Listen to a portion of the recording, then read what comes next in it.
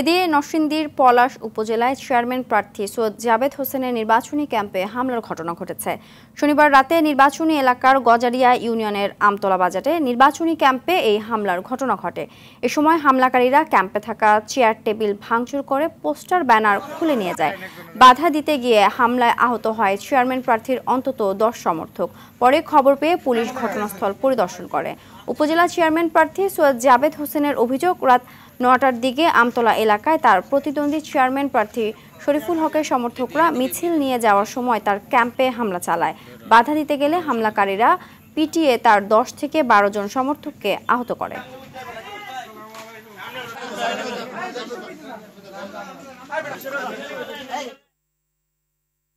হামলা ও উপজেলার নির্বাচনী প্রচারের বিষয়ে আরও জানাতে নরসিংদী থেকে সরাসরি যুক্ত হচ্ছেন সহকর্মী নূরে আলম রনি।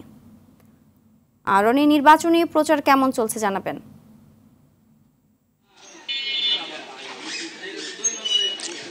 জি, ধন্যবাদ সিনথিয়া আপনাকে। আপনি যেমনটা জানেন যে ষষ্ঠ উপজেলা পরিষদ নির্বাচনের যে প্রথম ধাপের নির্বাচন অনুষ্ঠিত হবে আগামী 8ই মে, সেই নির্বাচনে নরসিংদীর 2টি উপজেলায় পরিষদ নির্বাচন অনুষ্ঠিত হবে। এর মধ্যে নরসিংদী সদর এবং পলাশ উপজেলা পরিষদ। তো ইতিমধ্যে কিন্তু প্রার্থীদের যে প্রচারণা সেটি কিন্তু 1, 2, 3 ঢাকায় জমি জিতে নিন 100% ক্যাশব্যাক সহ 20 কোটি টাকার পুরস্কার। তো তুমুল প্রচারণা চলছে। বিশেষ করে নির্বাচনের আর অল্প কয়েকদিন সময় রয়েছে, সেই শেষ সময়ে এসে কিন্তু প্রার্থীদের একটু ব্যস্ততা অনেকটাই বেড়ে গিয়েছে।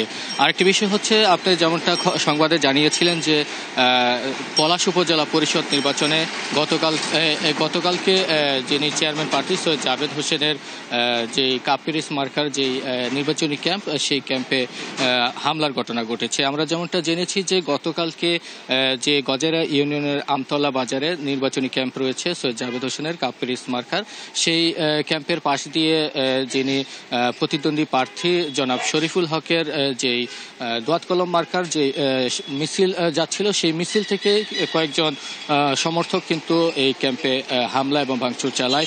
এতে করে কিন্তু সৈয়দ জাবেদ হোসেনের 10 জন সমর্থক আহত হয় এবং এই ঘটনার পর কিন্তু ওই এলাকায় কিন্তু একটি উত্তেজনা বিরাজ করেছে এবং ঘটনার পর কিন্তু পলাশ থানা পুলিশ সেখানে অতিরিক্ত পুলিশ মোতায়েন করেছে।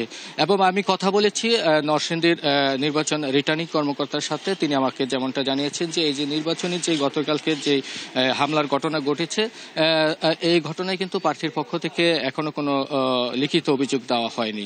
তবে তিনি কিন্তু যেমনটা জানিয়েছেন যে প্রার্থীদেরকে সতর্ক করার জন্য ইতিমধ্যে কিন্তু 30 এপ্রিল তারা একটি সভা করেছে এবং নির্বাচনী আচরণবিধি মানার জন্য কিন্তু তারা বৈঠক করেছে।